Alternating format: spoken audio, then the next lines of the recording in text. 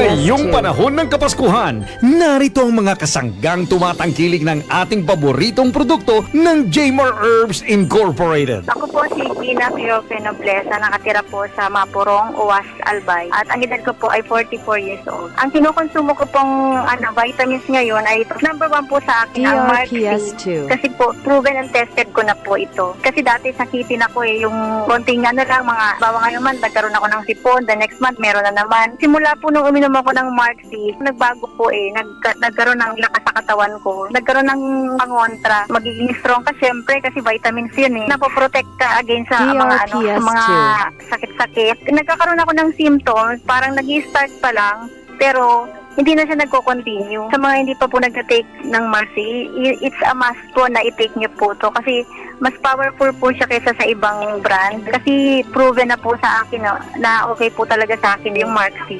Maligayang Pasko at manigong bagong taon mula sa Jmar Herbs Incorporated at ang programang Kasangga at Kalusugan.